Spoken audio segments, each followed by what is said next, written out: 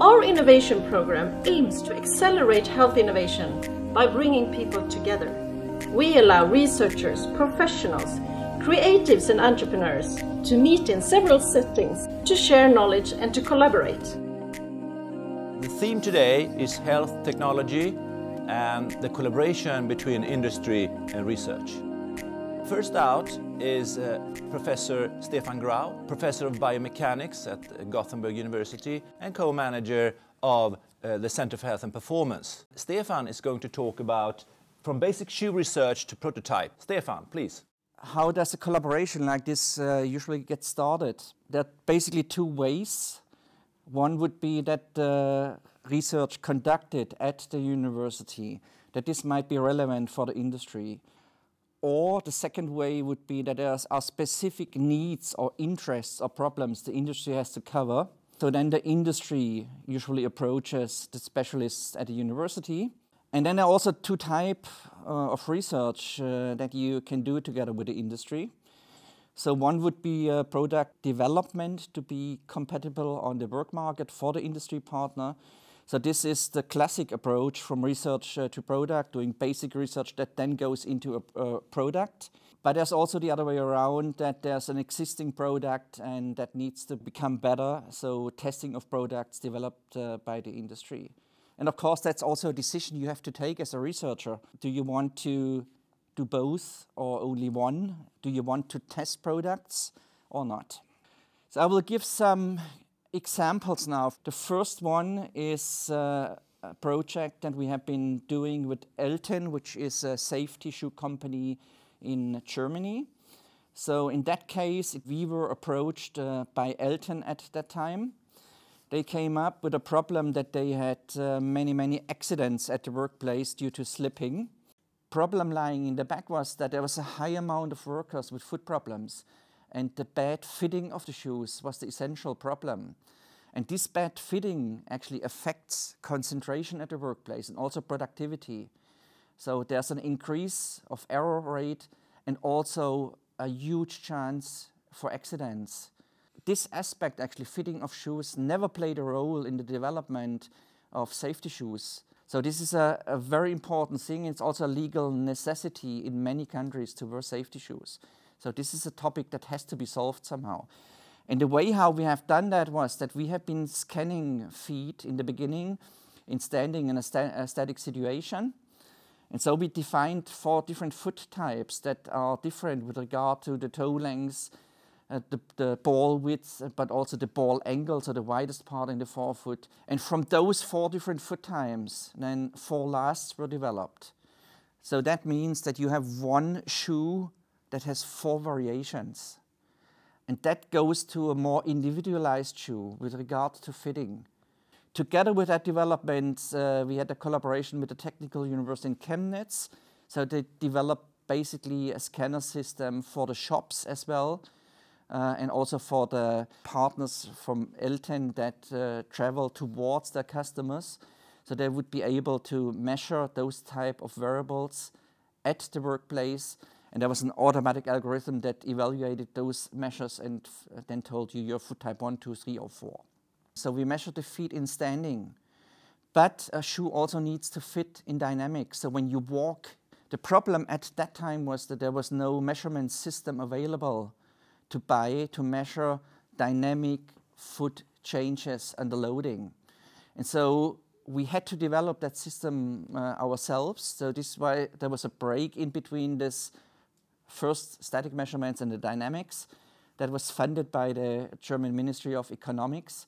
So we developed basically a scanner system that was based on structured coded light, so we can see deformations under loading. And with that scanner system then, we traveled through Germany to measure feet in static and dynamics of the workers. You can see those differences. So the line in the middle would be the static information on the different variables you see on the left side. If there is something to the right, that means those variables increased with regard to statics. So for instance, medial ball length increases in dynamics compared to statics. Also, so basically what you can see on this slide is all length and width measures increase. So there are differences between static and dynamic, and we have to account for that.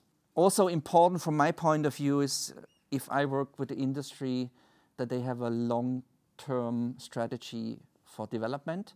It's important to develop trust between academia and the industry, because if you trust each other, then this process will go a lot better and a lot smoother, and the products will be fine. Our next speaker, we're very proud to present, Torsten Lange, who is Export Sales Manager for Elton. Torsten is now going to give us the industry view of the collaboration in the development of safety shoes. We are a family business now in the fourth generation. It's a typical mid-sized company with around 350 employees and around 500 different styles to choose from. It's also important for my further information in this presentation. Of course, our domestic market is Germany, but currently we have also around 1/4 of our sales are globally, mostly in Europe.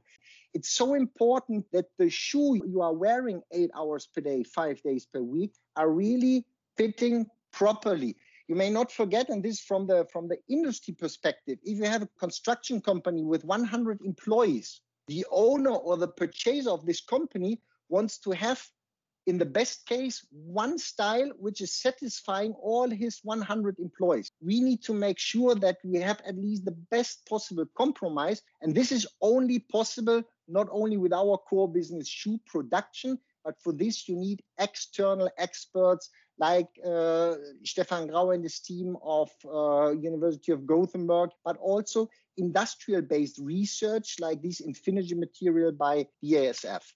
Our core business is just to produce good quality safety footwear with the good materials according to the standard, but to do much more to provide the wearer and the user with the best possible solution with regard to protection, healthcare prevention, proper fitting and ergonomical aspects. Is so important to have a close contact and also briefing between industry, the wearer, the manufacturer, and the research and scientific industry. We need to have these workplace evaluation to see what is required by the end user, by the industrial company. We have foot measurings, as Stefan told you, 1,000 people have been measured to get as much data as possible for the research.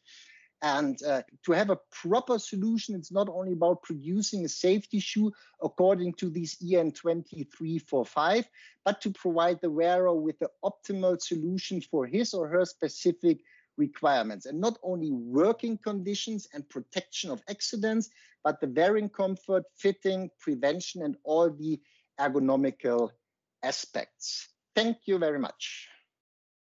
Now it's a pleasure to present two very good representatives from different areas who are going to talk about the benefits of combining orthopedics and engineering in injury prevention. And we have Christian Samuelsson, who is a professor of orthopedic at the Gothenburg University and Sahlgrenska Academy. Christian also has a background in engineering, I think. Then we have Martin Fagerström, who is associate professor at the Solid Mechanics in Chalmers. So we're really happy to be here to talk about why we think it's beneficial to combine orthopedics and engineering when looking at injury prevention. And we mainly looked at sports injuries, but this can go beyond that as well. Yeah, so one of the main problems we do have with knee ligament injuries is that they're extremely common in general. If you look at the left side of the slide, you see the collateral ligaments, which are outside the knees on the medial side and lateral side, what you would call towards the middle and outside the middle. And inside the knee, you also have the cruciate ligaments. On the upper left corner, you see a bucket handle meniscus injury. So what they've done here to the upper right is remove that one because they couldn't stabilize it. We don't do that anymore today. We try to restore it. And left and right below, you'll see what happened to that knee in 5 years. That is our grandmother or grandfather's knee in a 24-year-old. So you have an old knee in a young athlete. How do we cope with this and how do we get it better? Well, if you see from the lower left corner up to the right upper corner, you'll see the progression towards amputation even, which is of course the worst outcome ever. We don't have that much anymore, but there were actually cases like that. To the right, you see a 24-year-old skier. She was actually in international level. She's from Norway. In her right knee, which is to the left for us, you see an ACL reconstruction, and you see a narrowing in the joint space in the medial side. On the right side, which is her left knee, you'll see that she has contact with the medial femoral condyle, so she doesn't have cartilage left. This is a 24-year-old young woman. So we have a huge problem which we haven't really fixed yet. So we needed engineers who can help us with this. There's a big problem in diagnostics, for instance. A diagnostic for us is just a physician examining your knee and to see if there is any supraphysiological movement. And it's a huge learning curve in this assessment. And because you have to use proper force, you have to use proper movement, the grading in itself is quite clear. For instance, grade 1 is 5 millimeters or less, increased laxity, which is something you'll see soon. 5 or 10 millimeters is something else, is a grade 2, 10 millimeters or more is grade 3. But the problem is all these assessments are subjective. 5 millimeters for me is something maybe I could assess and say, well, it's about this much. And for Martin, it would say, well, that is probably 1 millimeter or 2 or whatever, because we have different perceptions. If you see me examining a knee, it's an MCL injury, which is the inside collateral injury. This is quite clear because this is a grade 3 injury.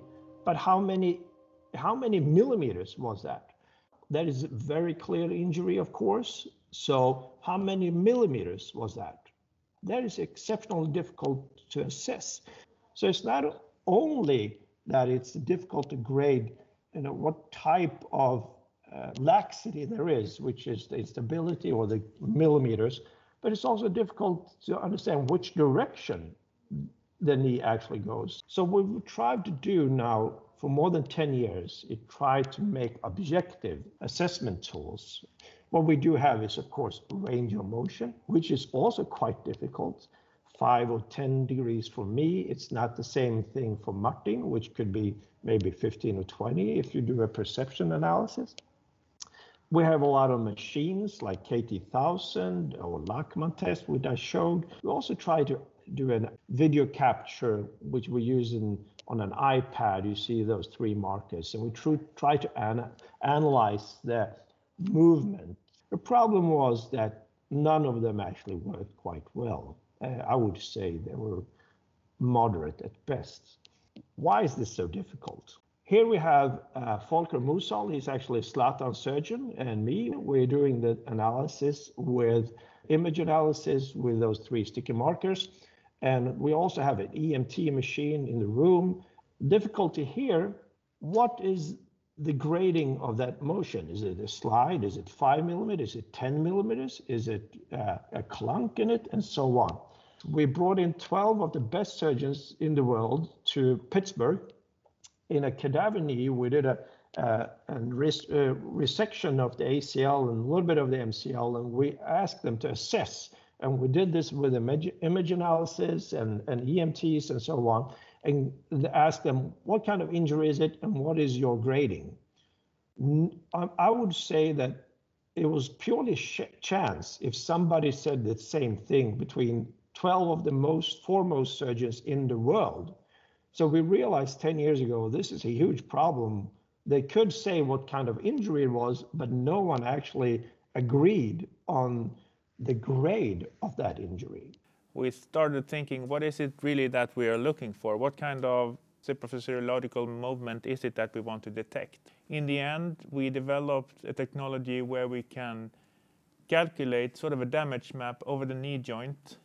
Here you see a healthy knee to the right and an injured knee to the left, and you can see a much higher damage intensity on the upper left image if you compare those right at the knee joint, which makes it possible then to distinguish an injured knee from a healthy knee, sometimes even when you cannot really feel the difference. So it's about localizing this movement. We have tried this only on a few patients yet. We're still somehow refining this damage map calculations and the way to identify this. But we've tried it on about 10 patients. Good thing is that for the vast majority, we can really separate an injured knee from a healthy knee. So here you have just a few examples from patients. In the left column, you have different injured knees, and on the right column, you have the other knee of the same patient. And you can clearly see the sort of intensity of the knee damage illustrated. So the problem we do have with the ACL is that it's exceptionally difficult to reconstruct. To the left is actually the ACL. You see a bundles of fibers which are stretched in like a fan-shaped way, and they have different tensions in the anterior posterior part. So each of these fibers, which are thousands of them, are tensioned in different ways depending on the flexion motion. What we do is just put in a ligament, put it in with screws or some suspensor mechanism or something like that. And this doesn't really reconstruct the native anatomy, even when we try to do that. So this is very likely that you can injure it, especially if you have a collateral injury that is not healed. To minimize that, what we do have is, of course, rehab, which is the cornerstone of any injury. Operative treatment is additive treatment. What we realized is that when a collateral injury doesn't heal, you have exceptionally high risk of re-rupture of that graft. If you do have an injury, you put on a brace. The problem with the brace is that they're terrible. They slip, they go down, put that on, and just walk a couple steps, or even run 10 steps and see where that position is on that brace. So we started a study to see what are the biggest complaints. As no surprise, comfort and fit came out as of huge importance. But this is also true from the healing style, because as Christian says, these really have to fit and be positioned well in order to be protective. So we see that, in summary then, on the diagnostic side, we have a problem with subjective measurements. Everything is based on the expertise of the examining physician. So we've tried to develop a technology that can objectively measure and predict the existence of damage. It can be used for diagnostics, of course, but also for communication through the health chain and training of new people trying to understand how you should feel these injuries. The benefit of this is that it's not invasive and it's rather cheap and easy to use. But then we also have the focus on supporting the knees after injuries. One thing that we've started to look at then is the sideways stability. We have devised a few concepts that show this in a simplified test rig, but now we need to show and look at these kind of X-ray examinations to see how much we can actually decrease the gap in the actual joint. We will start with the cadaver test, and then at some point we hope to also continue on patient trials. For our last speaker, we have Fredrik Johansson, who is the business developer at FOV. And Fredrik is going to talk to us about textile innovations.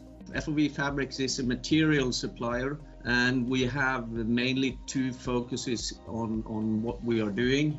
We try to do with as little footprint as possible. The other part, and that is where today's discussion is on, is to do really nice and interesting applications to make use of the knowledge that is being gathered in the research community. Here I exemplify that with the airbag, that the material for the airbag was developed by us some 30 years ago, and that of course has prevented a lot of injuries and also saved a lot of lives during these 30 years, of course. Why then textiles? Textile is one of the bigger materials and are used in almost everywhere, and you get in touch with it wherever you go.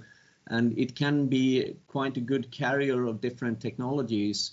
So some of the properties of functional textiles is that they are very light and easy to shape and form. You can cover big areas. It's easy to store and distribute. Quite often one thing is that they are breathable, that makes them also comfortable. And we can see that in some of the applications later on that we've been involved in, where that is an absolutely must. Otherwise it becomes unbearable for the users. It can also quite easily be combined with other materials, which is quite useful. It can be extremely strong, especially in comparison to its own weight. There are some fibers that are 10 times as strong as stainless steel in comparison to their weight. There is the possibility of electrically conductive fibers that are getting better and better. Then we can add properties to this. In some circumstances for firefighters and so on, fire protection and flame retardancy, also certain workwear applications and so forth, this is a must to have in order to fulfill ISO certification standards.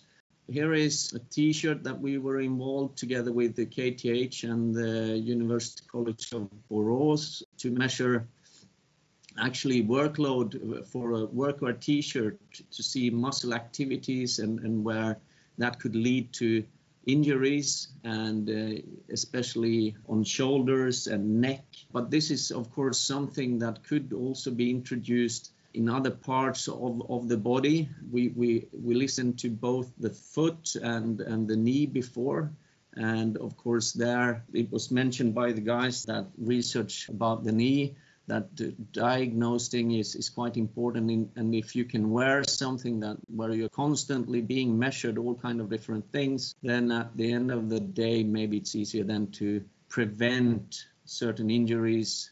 The demo applications where we've been involved, the first ones are really quite rough, not easy, they're not washable, might maybe not be that comfortable to wear. But as you get more knowledge behind and there are new advancements made in other areas, then all of a sudden you have something that is really useful. Eventually we will be able to mass produce these type of materials and they can then be put to use to measure all kind of different things that is going on in the body when you're either working or working out. I think it was Stefan, the first speaker, who mentioned the collaboration between research and industry. And these are some examples where we have managed to take some of the results and put them out to the market. In a few years, I'm fairly sure that this will be something that we will see in use.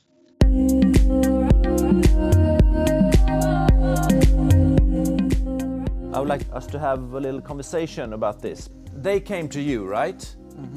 But did they know from the beginning, from Elton, how this development would continue? Yeah, I think Elton is a fantastic example. So this first contact, this first development on this safety grip technology, so high friction safety, started in 1998. Now it's 2021, so this process has been continuing now for 23 years on different projects. That was not clear from the beginning, of course, how that would turn out. That's also what I meant with my last point in the presentation. You have to build trust between the industry and the researchers so they can commonly develop good products that are based on real scientific data. And that is not easy from the beginning if you do not know the partners. But it comes with a time when you see that the company is really interesting to improve products on scientific data, bring it all the way forward to the production of prototypes. So it's a developmental step over years, and of course, if you have seen that you have been successful in a project, it makes it a lot easier for both partners to continue on that. Especially on the workplace, there's so many issues. There's so little research, for instance, on Schuhstern. So there are so many topics to work with, but you will do that if you can trust each other and you see that you are able, both partners are able to follow this process. Do you, Torsten, see that this collaboration gives you an edge? It's so important that we as a manufacturer, but also the research and the science is also getting in contact and understands the requirements of the customer or patient when it comes to medicals. Martin, you have no contact with the industry regarding your products yet, because there could be interest from the manufacturers of braces and things like that. Yes, so it would be of great interest for them, of course.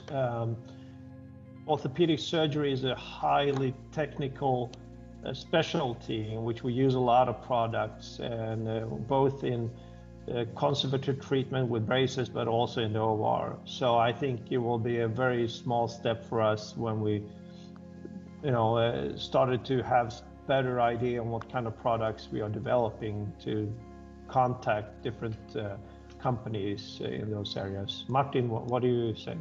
Yeah, well, I agree completely, and I think we could also mention that the diagnostics part is actually forming into a company now, with some of the brilliant students that were involved that are pushing the boundaries to see if this can be commercialized. And in any case, we would like to implement it, whether it's through a company or it's through more increased collaboration with the healthcare providers, including Christian, but also others.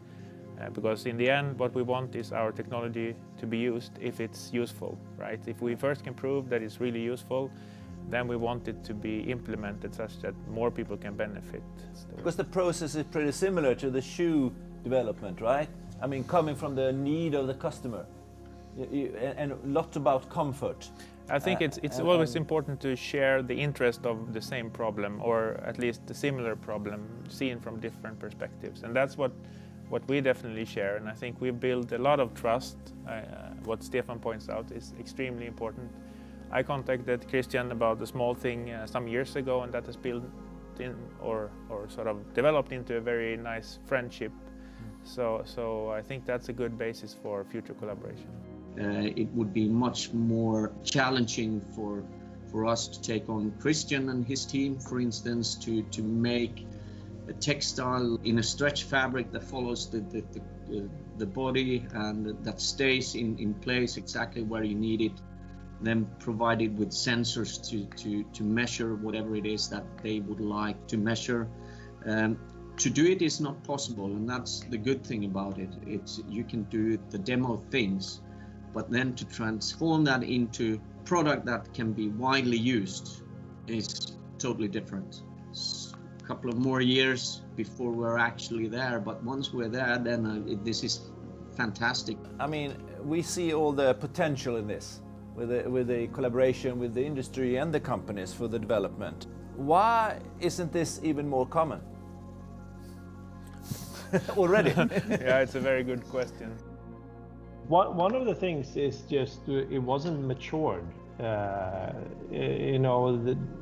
fabrics and the technology, it wasn't really at that level that we needed each other, or it was too, it just wasn't there yet. But now I see people understand more and more how this directly improves our clinical outcome, and how the technology has evolved in such a way that it's actually not only can you make a product that is fun to research about, but it's actually good for the patient and clinical outcome. I had a patient with an MCL injury. I think that one is exceptionally problematic. That was a 16-year-old boy who had an ACL reconstruction twice because he wasn't treated correctly regarding his MCL injury, and he wasn't assessed properly. So we had exactly that. We needed to embrace that functioning and a proper assessment, then that would not have been. The industry is there, the research in technology with materials and so on is there. So we just need to start create bridges between us. And I think that is increasing every day. And of course we all agree on that, and the potential is there. Is there a lack of, meeting places? The short answer is yes. I agree that meeting places are important. Sometimes you find those meeting places if you really have a joint interest or you find each other, but often the challenge lies in finding each other from the first place, and then these kind of open meeting places are important. And as Christian mentioned from Chalmers, we have recently launched a new area of advance in health engineering. There's a lot of different initiatives, including the one here at GoCo Arena, which I think is very positive and could be very useful for new people to meet each other. Because I often hear from Chalmers researchers, I have this great idea, but how do I find the contacts at the hospital, for instance, the ones I need to push this further? This is very important, so to have a platform like here today or other platforms, because it's not very common, that the scientists and the industry partners share, for instance, scientific conferences. It's a little bit different in the shoe business with regard to sport, but from the other side, you will not meet in a way. So you need those type of meetings places for sure to do that. I wanted to come back to one point, why are we not further now? And from the researchers' point of view, it's still that there are quite a few researchers that are afraid of doing research together with the industry because they, from wherever that comes from, have a feeling this affects their career to the negative.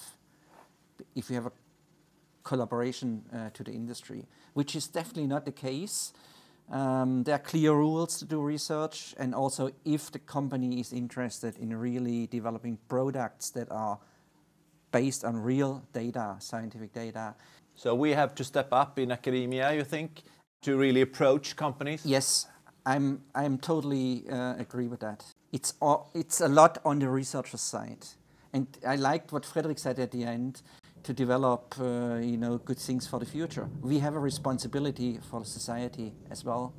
And a part of that is also to help developing good products that bring a better future.